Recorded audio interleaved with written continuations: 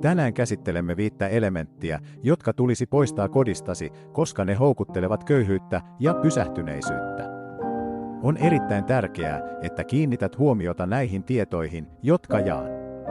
Jos huomaat olevasi jumissa urassa, se johtuu luultavasti 1 tai useammasta 5 asiasta, jotka selitän yksityiskohtaisesti ja miksi on ratkaisevan tärkeää päästä eroon niistä kotonasi.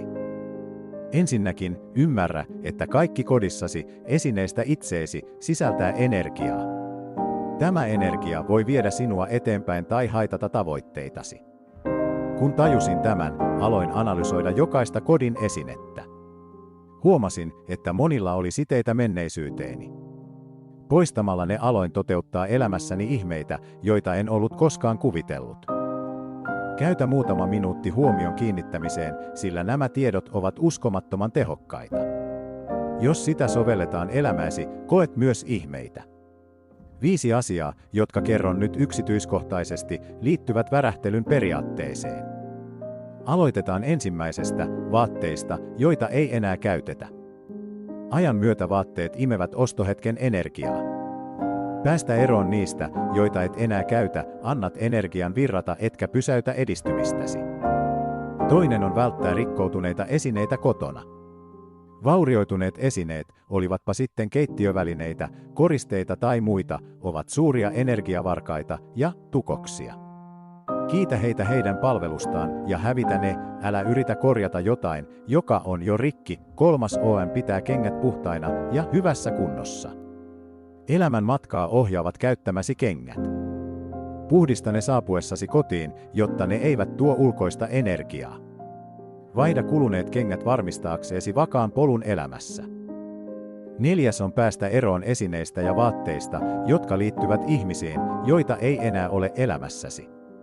Säilytä vain se, mikä on nykyisyydessäsi, ja anna muun seurata matkaansa. Älä keskeytä prosessia, anna niiden jatkaa. 5. ja viimeinen poistettava asia on sotku. Energian tulee virrata kotonasi vapaasti. Pidä se järjestyksessä, avaa ikkunat, päästä ilmaa ja auringonvaloa sisään ja mausta se kasveilla. Tunne kotisi kuin temppelisi, ole kiitollinen levostasi ja luo harmoninen ympäristö. Kun käytät näitä 5 pistettä, tunnet merkittävän muutoksen. Tunne olosi kevyemmäksi ja näe elämäsi tilanteiden ratkeavan itsestään. Anna energian virrata ja elämäsi paranee. Älä vain usko, vaan kokeile. Kotimme kunto vaikuttaa valtavasti energiaamme ja yleiseen hyvinvointiimme. Yksinkertaisilla muutoksilla ympäristöömme voi olla syvällisiä vaikutuksia, jotka vapauttavat tilaa positiivisen energian virralle.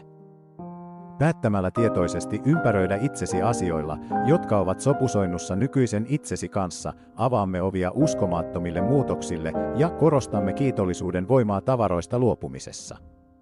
Luo harmoninen ympäristö, ei vain ylellisyydestä, vaan liikkeessä olevasta energiasta, mikä johtaa kevyempään, positiivisempaan elämään.